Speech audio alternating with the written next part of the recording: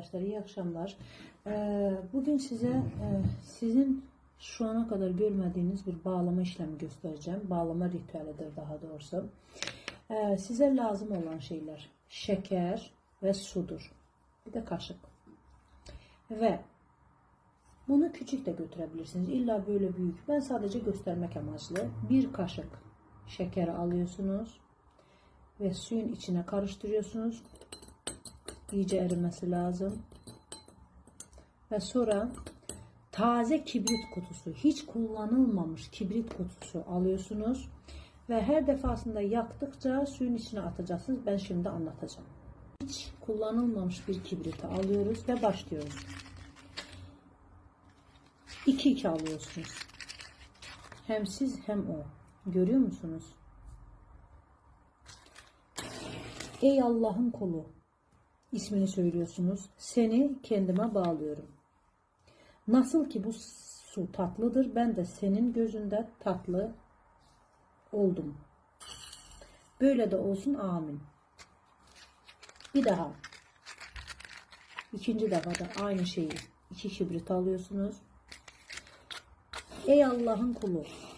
İsmini söylüyorsunuz. Seni kendime bağlıyorum. Nasıl ki bu su tatlıdır, ben de senin gözünde tatlı oldum. Aldım, kabul ettim, öyle de olsun, amin. Bir daha.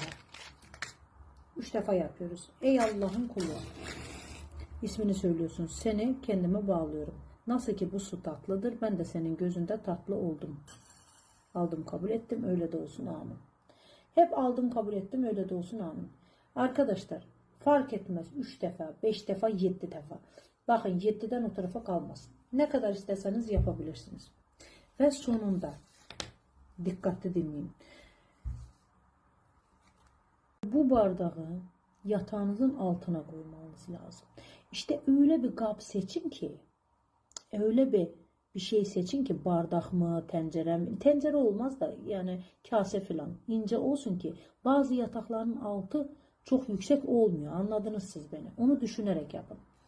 Ve bu şeker kalmasın dibinde. Öyle yapın ki şekeri eritin. Ilık su da olmaz. Soğuk su. Normal musluktan gelen su.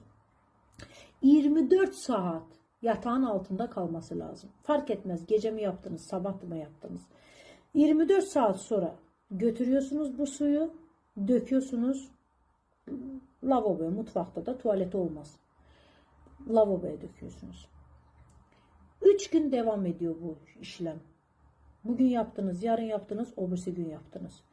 Yaptıktan sonra 3. gün bunu dökmüyorsunuz. Mesela bugün yaptınız, bunu döktünüz, 24 saat sonra bir daha yapıyorsunuz, yatağın altına koyuyorsunuz, 24 saat geçiyor ve 3. gün yaptınız, 24 saat yatağın altında kaldıktan sonra bu suyu döktüğünüzde elinizi bununla yıkayın, bu suyla. Yıkadığınızda aynı sözleri tekrar ediyorsunuz. Ey Allah'ın kulu, seni kendime bağlıyorum, ellerinizi yıkadığınızda.